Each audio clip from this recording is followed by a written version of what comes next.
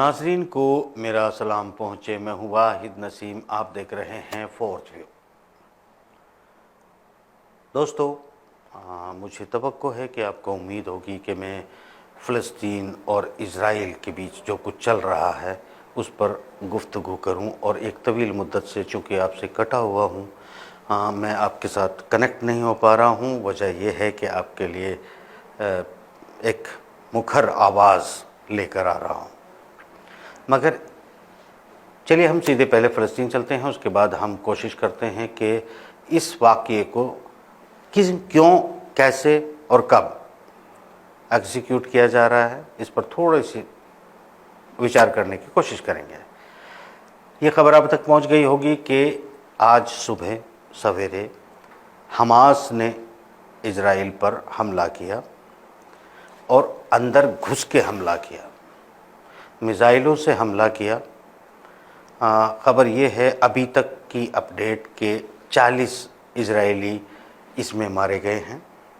और 161 के करीब इजराइल के हमले में फ़लस्तीनी शहीद हो गए हैं।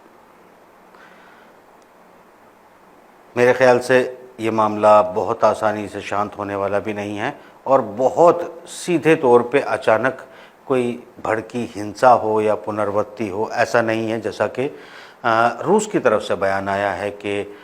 ये जो अभी घटना घट रही है इज़राइल और फ़लस्तीन के बीच में, पिछले 75 वर्षों की पुनर्वृत्ति है, मगर मैं ऐसा नहीं मानता हूँ। मेरा मानना यह है कि ये एक पूरा फूल प्रूफ प्लान है, परेशानी है और बेचैनी है। प्लान किसका है, परेशानी और बेचैनी किसकी है, इस पर हम ज़रूर गुफ्तगू करेंगे। जैसा कि आपको याद होगा कि पिछले 1 महीने पहले एक ऑर्डिनेंस पास किया गया है अमेरिका में, सीनेट में। उस ऑर्डिनेंस में तमाम इजरायलियों को ये छूट दी गई है कि वो बिना वीज़े के अमेरिका में दाखिल हो सकते हैं। इसका मतलब क्या होता है कि CIA के पास, खुफिया एजेंसीज़ के पास या मोसाद के पास पहले से ये सब इन्फॉर्मेशन है कि इस तरह के किसी वार की शुरुआत की जा सकती है या करवाई जा सकती है। यानी ये इस बात से वाज़ेह हो जाता है कि आप इजरायलियों को वीज़ा फ्री अमेरिका में एंट्री देने जा रहे हैं। दोस्तों, इजरायलियों को वीज़ा फ्री अमेरिका में एंट्री देने का एक मतलब और भी निकल के आता है, वो भी सोचने की बात है। यानी बड़ी सीधी बात है कि इजराइल के अपने नीचे की ज़मीन खिसकती हुई नज़र आ रही है। उसके 2 बहुत बड़े कारण हैं। उनमें से एक कारण ईरान है, या आप जानते हैं पिछले दिनों जिस तरीके से हाइपरसोनिक, सुपरसोनिक और ड्रोन ताकत का मुजाहरा ईरान ने किया। ईरान के इन हथियारों का इस्तेमाल यूक्रेन में रशिया ने किया। दुनिया भर में ईरानी इलेक्ट्रॉनिक वेपन, मेरे ख़्याल से 5th जनरेशन के जो न्यू वेपन जिन्हें कहा जाता है, उनको जो इस्तेमाल किया जा रहा है वो सक्सेसफुली वेस्टर्न जगत के तमाम हथियारों को, बड़े बड़े एयर डिफेंस सिस्टम को गच्चा देकर उनको नस्तो नाबूद करने के जो अपने कारनामे हैं वो यूक्रेन के अंदर दर्शा चुका है। इसका मतलब वाज़ेह हो जाता है कि बहुत दिन और अगर ईरान को या इस खित्ते में किसी फैसला कुन वार के या फैसले के बगैर चला गया तो ईरान डोमिनेट कर जाएगा। ये फिक्र सिर्फ इजराइल की है, अमेरिका की है, ब्रिटेन की है या सिर्फ फ़लस्तीनियों की है, ऐसा नहीं है, बल्कि 3rd वर्ल्ड वॉर का ये भी एक हिस्सा है। नाज़रीन, जैसा कि मैं आपसे बहुत पहले से कहता आया था, मेरे ख़्याल से 2019 से मेरी गुफ्तगू में ये बात वाज़ेह रही थी कि आने वाले दिन यकीनी तौर पर इज़राइल के लिए अच्छे नहीं होंगे, इज़राइल मुस्तहकम नहीं होगा। मेरे ख़्याल से ये अब पर वाज़ेह हो चुका है कि एक तरफ बिना वीज़े के अमेरिका में इज़राइलियों की एंट्री देना, चिली के पास इज़राइलियों के लिए एक नई ज़मीन की ख़रीदारी कर लेना, और पिछले कुछ सालों में 10 से 20 हज़ार, एग्जैक्ट फिगर मेरे पास नहीं है, इज़राइली लोगों की इज़राइल की नागरिकता छोड़ देना, ये सब वाज़ेह करता है कि असल में इस ज़मीन पर चल क्या रहा है। मेरे ख़्याल से मुझे बीच में ये भी आपको बताना चाहिए कि जिस तरीके से इजराइल रिटेलिएट करेगा। यकीनी तौर पर फ़िलिस्तीन में बहुत सारी कैजुअल्टी होंगी, बहुत सारी जानें जाएंगी, बहुत वायलेंट तरीके से ऑफेंसिव इजराइल अपना काम करेगा। मगर जिस तरीके से हमास ने एंट्री करके और एक बड़ी तादाद में, मेरे ख्याल से बहुत बड़ी तादाद में नुकसान इजराइल को पहुंचाया है, उनके आयरन डोम और दूसरे नए नए जो अभी बताए थे कि हम यूक्रेन युद्ध के अंदर उन एयर डिफेंस सिस्टम का भी इस्तेमाल करने की चोरी छुपे से ये खबरें चलवाई जा रही थी कि ऐसे हमारे पास एयर डिफेंस सिस्टम आ गए हैं जो किसी भी ड्रोन को रोक सकते हैं, किसी भी मिसाइल को रोक सकते हैं। अब यहाँ से आपको समझना पड़ेगा कि क्या हमास ने अचानक इस हमले को किया है, और इसको बेसिकली जो हमास ने नाम दिया है वो ये दिया है कि अल अक्सा की आज़ादी की लड़ाई। यानी इस बार फ़लस्तीन की आज़ादी की लड़ाई नहीं, बैतुल मुक़द्दस की आज़ादी की लड़ाई नहीं, सीधे अल अक्सा की आज़ादी का मिशन है। इस मिशन में आपको मैं याद दिलाता चलूँ कि रजब तैयब अर्दगान ने कई साल पहले ये बात कही थी कि शायद वक्त आ रहा है जब आया सोफिया के साथ साथ मस्जिद अक्सा को भी आज़ाद कराया जाए। मतलब साफ़ है कि सीरिया के अंदर जिस तरीके की स्ट्राइक हो रही है और जिस तरह इस वक्त रशियन फोर्सेस सीरिया के अंदर ड्रिल कर रही हैं, अमेरिकन फोर्सेस विद इजराइल जो कुछ एक्टिविटी कर रही हैं और एक तरह से आमने सामने आकर खड़ी हुई नज़र आ रही हैं, तो मेरे ख्याल से जो फ़लस्तीन में अमेरिका और रूस की सीधी टकराव की स्थिति बन रही है उसको डाइवर्ट भी करने के लिए और उसको सीरिया के बजाय इजराइल और हमास के बीच में मुंतकिल करने के लिए, ट्रांसफ़र करने के लिए एक किसी प्लान का हिस्सा मुझे नज़र आ रहा है। रशिया अलग तरह से बयान दे रहा है, मुस्लिम जगत का एक अलग तरह से बयान आ रहा है, भारत का भी इसमें इनपुट आ गया है। भारतीय प्रधानमंत्री ने कहा है कि हम हर तरह से इस घड़ी में इजराइल के साथ हैं। मेरे ख्याल से ये पहला मौका है जब भारत पूरी तरह से, हमारी इजराइल और फ़लस्तीन को लेकर इक्वल नीति रही है, मगर भारतीय जनता पार्टी का झुकाव हमेशा जो है वो इजराइल की तरफ रहा है। और बड़ी मेरे ख्याल से हमने हिंदुस्तान में बड़ी इजराइल को लेकर प्रचार भी बहुत किए हैं। बल्कि मैं अगर ये कहूँ कि हिंदुस्तान में पिछले कम से कम 20 या 30 सालों के अंदर इजराइल को जितनी हाइप बनाकर पेश किया गया है, इसके हथियार ऐसे हैं, उसके हथियार वैसे हैं, ये पूरी दुनिया को फना कर सकता है, 32 दांतों के अंदर जीव की तरह सुरक्षित रह सकता है। मैंने आपको पिछले 5 सालों में लगातार बताया और 2019 के बाद आपको बताया कुछ भी नहीं है, ये कुछ है ही नहीं, सिर्फ एक ड्रामा है जिसे मुस्लिम जगत ने खुद गढ़ा है। यानी यहाँ पर ईरान और सऊदी अरब का जो तनाव था, उस तनाव को जहन में रखते हुए मुस्लिम जगत एक जो थॉट था वो इजराइल को ग्रेटर इजराइल और हदीसों से और किताबों से उठा कर इतना बड़ा प्रेजेंट करने की कोशिश करता था, जिसको फॉलो करने वाले कुछ लोग बेचारे जिनमें थोड़ी अक्ल का दायरा थोड़ा कम होता है, वो उसको सच मान लेते थे। और मैंने हमेशा आपको कहा था कि ये ख्वाब, ये ख़याली बातें सिर्फ ख़याली बातें होती हैं, इनमें हक़ायक़ या हकीकत नहीं होती है। तो ये सब चीज़ पिछले बार में भी आपके सामने आ गया था। अब जो हो रहा है ये मत भूलिएगा कि इससे ये पूरा का पूरा खित्ता, पूरा का पूरा रीजन इजराइल की तमाम कोशिशों के बाद तमाम वहाँ के प्रधानमंत्री, वहाँ की एजेंसी ये तमाम कहती रही हैं कि ये वक्त है इजराइल, अगर ईरान थोड़ा और आगे निकल गया तो फिर इजराइल का नामो निशान, मैं ये अपनी तरफ से नहीं कह रहा हूँ, पिछले 1.5 महीने पहले मोसाद के एक्स चीफ ने खुद ये बयान दिया था कि अगर ईरान को थोड़ा और मौका मिलेगा तो फिर इजराइल शायद इस ज़मीन से मिट जाए या ये जगह खाली करनी पड़े। अगर मोसाद ये बात कह रही है तो ये वो बातें हैं जो मीडिया में, कम से कम हिंदी मीडिया में तो आपको वैसे भी देखने नहीं मिलेगी, क्योंकि इनका विचारों का एक अलग दायरा होता है, इनकी सोच के साथ साथ एजुकेशन का लेवल थोड़ा नीचे है, वो कम समझते हैं जियोपॉलिटिक्स किसे कहते हैं। आप लोग मगर समझना शुरू करो, क्योंकि आपको याद होगा ना कि मैं आपको कहता था कि इजराइल अगले 3 सालों में मुस्तहकम नहीं रहेगा, और 3 साल अभी गुजरे भी नहीं हैं। हालात आप देख रहे हैं कि उसके तमाम एयर डिफेंस सिस्टम, तमाम वेपन जिन्हें वो डरता रहा कि मैं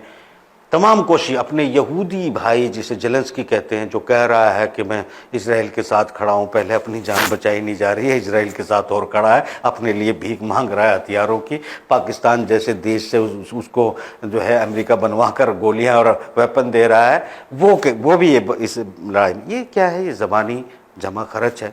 ज़बानी वार है, इसमें हकीकत कुछ भी नहीं। जिस तरीके से ईरान ने इस हमले का समर्थन किया है और शाबाशी दी है, उससे ये लगता है कि शायद ईरान अपने कुछ हथियार इस बार जो है अगर थोड़ी बार और आगे खींचती है, इजराइल इसको और ऑफेंसिव करने की कोशिश करता है, तो यकीनी तौर पर ईरान के हथियार वहाँ पहुँचेंगे और इस बार तुर्की या सऊदी अरब इजराइल को बचाने नहीं पहुँचेगा, क्योंकि एक प्रेशर बिल्ड किया जाता है और प्रेशर बिल्ड करके इसमें मिस्र को सामने लाया जाता है और मिस्र को कनेक्ट करने के बाद कहीं ना कहीं फिर से शांति करवा दी जाती है। इसमें जॉर्डन का भी रोल शामिल हो जाता है। यहाँ बहुत इम्पोर्टेंट ये है कि लोग यानी ब्रिटेन और अमेरिका के समर्थन जो मैक्सिमम वेल्थ रखते हैं, जिन्हें हम सऊदी अरब, कतर, कुवैत, बहरीन कहते हैं, इन देशों के साथ साथ जो यूरोपियन जगत में, अमेरिकन जगत में इनकी कंपनियों में एक मोटा पैसा इन्वेस्टमेंट करते हैं और बड़ी कंपनियां होल्ड करते हैं और दुनिया में ऑयल गैस सप्लाई का एक निज़ाम चलाते हैं। ये लोग इजराइल के समर्थन में सिर्फ इसलिए क्योंकि पहले भी अमेरिका के साथ ईरान हुआ करता था तो ऑफेंसिव रहता था, और इसके बाद आज भी जब रशिया और चाइना के खेमे में ईरान आ गया है तो ये एक तरह से ऑफेंस था। और चूंकि सऊदी अरब का खेमा जो है वो ब्रिटेन और अमेरिका के साथ था। एक नाज़रीन आपको एक बात और बताता चलूँ, सऊदी अरब वो देश रहा है कि दुनिया का सबसे बड़ा हथियारों का इंपोर्टर रहा है, जिसने पहले आपको बता चुका हूँ कि सीरिया के अंदर, यमन के अंदर जिस तरीके से ब्रिटेन से हथियार खरीदे, ब्रिटेन की अर्थव्यवस्था को चलाने का काम किया, भले ही वहाँ आतंकवादियों को सप्लाई किए गए, आईएस को सप्लाई किए गए, ये सब कुछ एक आदान प्रदान होता है जियोपॉलिटिक्स में कि हम हथियार लेंगे, आप तेल लेंगे, आप मेरे लिए बाजार करेंगे, मैं आपके लिए बाजार करूंगा। कुछ मासूम मरते हैं तो मरने दें, इससे क्या फ़र्क पड़ता है। क्योंकि जो प्लेयर्स होते हैं, आप जानते हैं मैं जिन परिवारों की बात करता हूँ, उनके हमेशा बिल्डिंगें मासूमों की कफन और लाशों पर बनाई जाती है, उनके आईने मासूमों के कफन से साफ़ किए जाते हैं, उनके महलों की दीवारें इंसानों की ज़िंदगियों से, लहू से चीनी जाती है, और वो आज न पहले बंद हुआ था न कभी आगे बंद होगा। मगर एक चीज़ आप मैं कहूँगा कि उसको ना मैं बंद कर सकता हूँ, न मेरी सलाहियत है, न आप लोगों का साथ है, न आप लोगों का समर्थन है कि कुछ सच्चाई, कुछ हकायक, कुछ इंसानियत को हम जिंदा रखें और मिलकर आगे बढ़ें। जो इस वक्त हालात हैं, फिर वापस लौट आते हैं अपनी बात पर। तो मसला ये है कि अब ये वार रशिया भी चाहता है, अब ये वार तुर्की भी चाहता है, और अब सऊदी और ईरान के बीच में ये दुश्मनी लगभग कुछ ख़त्म हो चुकी है और आने वाले दिनों में बिल्कुल ख़त्म होती हुई नज़र आएगी। मैं आपको याद दिलाता चलूँ कि 2020 और 21 में मैंने आपको बिल्कुल बावास्ता बताया था कि अमेरिका अपने थार्ड और स्टिंगर और आपकी पैट्रियोट एयर डिफेंस सिस्टम्स को लेकर निकलना चाहता है सऊदी से, इसलिए क्योंकि ईरान के हथियारों में वो असफल हो चुकी है। आरामको पर ईरान का हमला हो चुका है, और ये सब जो है होने के बावजूद, हमला होने के बावजूद स्थिति जो है वो यहाँ पहुँची है कि उनको अब उनके थार्ड और पैट्रियोट और स्टिंगर्स जो हैं वो सब नाकाम हो गए, तो किसी यूज़ के थे नहीं। जो इस वक्त आप देख रहे होंगे यूक्रेन में साबित हो रहे हैं, ईरान के वही हथियार उनको डिस्ट्रॉय कर रहे हैं। सऊदी खुफिया एजेंसियाँ, सऊदी क्राउन प्रिंस ये सब बातें जानता था, इसलिए अपनी जान छुड़ाई अमेरिका से और रूस और चीन के खेमे में जा पहुँचे। अब मेरा कहना ये था कि शायद अपने हथियारों को उठाते वक्त अमेरिका अपने साथ में मिलाए रखने के लिए सऊदी अरब को परमाणु ताकत बनाकर निकल जाए, ताकि ईरान और सऊदी के बीच में पावर बैलेंस बनी रहे। मगर अमेरिका के थिंक टैंक, जो आपको लगता है दुनिया के सबसे ज़हीन लोग हैं, सबसे अक्लमंद लोग हैं, दरअसल मैं अलग तरीके से समझता हूँ, वो चिंपू हैं कुछ ज़्यादा अकल नहीं है, बट चूंकि बाकी लोग उनसे साइकोलॉजिकल दबे होते हैं, लोगों को हम खास तौर से एशियन लोगों को लगता है कि ये इस तरह के गोरे से दिखने वाले लोग जिन्हें अमेरिकन या ब्रिटिश कहते हैं, ये बड़े ज़हीन और बुद्धिमान होते हैं और खुद एहसास कमतरी में उनको जो है बहुत बड़े आलिम समझ लेते हैं। ये बेवकूफ़ियाँ है, आप लोगों की इसे बंद करना चाहिए। अल्लाह ने आपको बड़े अच्छे अच्छे लोग दिए हैं, उन्हें ज़रा सुना भी करिए, समझा भी करिए।